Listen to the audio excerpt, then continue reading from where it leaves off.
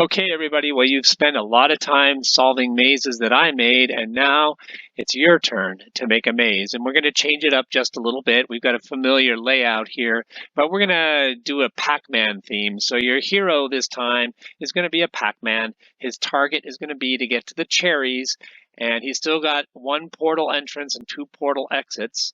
And two villains, Blinky and Inky, the famous villains from Pac-Man, if you're even old enough to know what that is. So the first thing we're going to do is I am going to go through the whole process of building the maze, but if you are going to skip that and you just want to know what your end product needs to look like, please pay close attention to a few very important things that are on this instruction list. The first is that you have to make sure you plan your maze so that the hero is required to use the portal in order to solve it.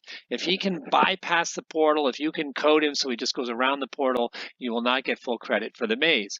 Secondly, make it so that your hero has to dodge at least one villain, preferably two, but at least one villain to solve the maze. If he can just go around all the villains, again, you won't get full credit. All right, with that said, I'm going to go through now the process of setting up the whole thing. Periodically, I will speed it up so you don't have to sit through a lot of stuff. But let's go through these instructions one at a time.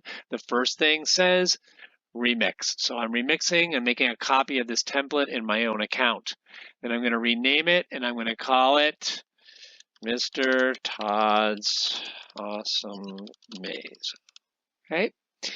And the first thing is we're going to relocate all these sprites to new locations, sort of spread them around on the maze. So you may change your mind as you do that. You can start out with something and then you come out with something that you like better.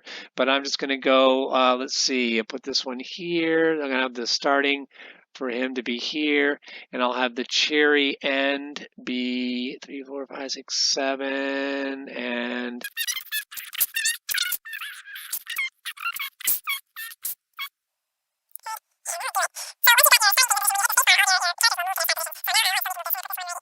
so once you've got them in some sort of starting position, then first you design basically the solution to your maze. So what I mean by that is I'm going to just build the direct pathways first, and then I'll build all the sort of deceptive routes. So to build a pathway, you go to your stage like this and the backdrops. You choose the backdrop tab.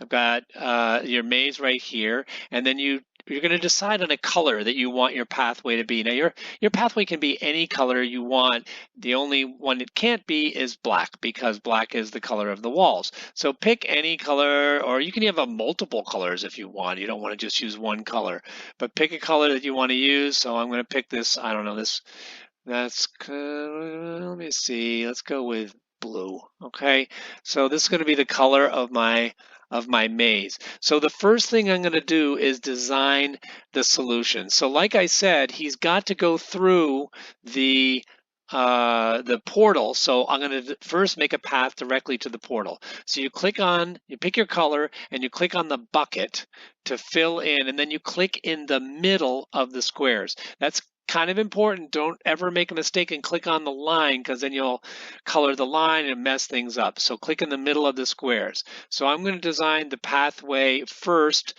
that will take him to the portal entrance, the first portal entrance. So let's go like that.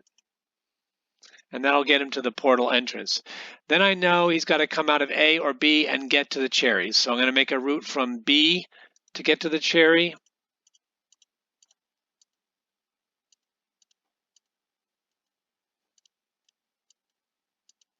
And I'm going to make a route from A to get to the cherry. No. Now, if you make a mistake and you don't, like that, I don't want that last square. Well, if it's a recent mistake, you can just click undo. Okay, but if it's a mistake further on, you're going to have to recolor that square. So for example, if I didn't want this square here to be blue, which I actually do, but just to demonstrate it, I don't want to undo everything I did. So I'm going to go to the fill. I'm going to choose this eyedropper. Click on that, and then you'll see the cursor changes, and I can hover over the black, and it's going to change the color to to the black, and then I can just choose the bucket and color it back to the black color. However, in this case, I really didn't want to do that, so I'm going to go back to the eyedropper, sample the blue, and put it back in. All right, so I'm going to continue this, building this down, getting all the way. I'm going to have him have to dodge this villain. So get across here, 3, and down to there. So now I can see I've got a pathway for him to get to the cherry from both of these doors. And I just got to finish pathway for this villain. There we go. So that okay. So now what I'm going to do is I'm going to check that the directions that I have for my villains are correct. So what I do is I go to Blinky first, the red one. I go to his code, and I see that he's currently coded to move in an upward direction. I want him to go left, so I'm going to switch his direction to left.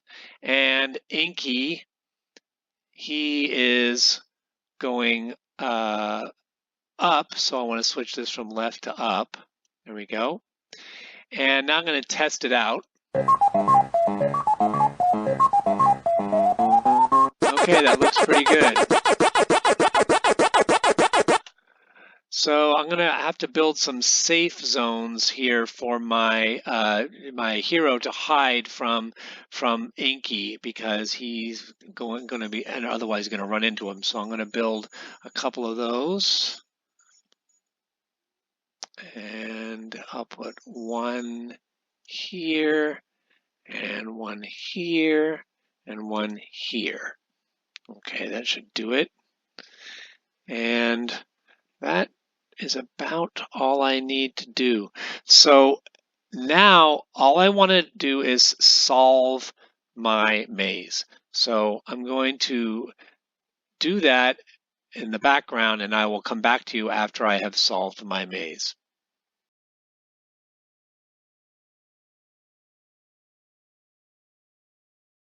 It took me about 15 minutes to figure out the pathway. It was kind of tedious, but it's done. And a few things I needed to change that I want to point out to you. One is I had to adjust my villain speed. So my Inky speed had to be made to a 2, because otherwise he was just too fast no matter what I did.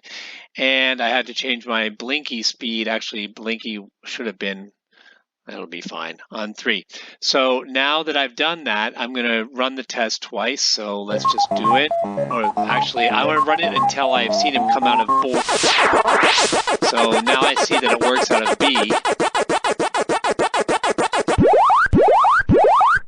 And now let's hope it comes out of A this time. Be nice. It did.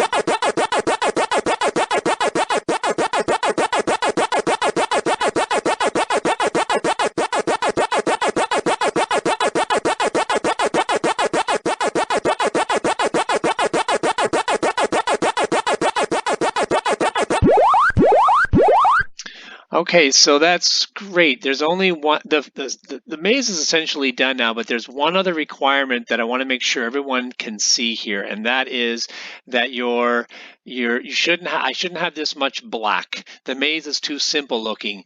Really, this is the basic maze, but now you want to build in some extra streets and things to make it look more like a maze. But just make sure that you still comply with the requirement that he has to go through the portal, that he can't dodge the portal or the villains. So you have to be very careful about placing these additional streets. So I'm going to do that now, just randomly putting some stuff around that will look like they go places, but they don't, because it's a maze.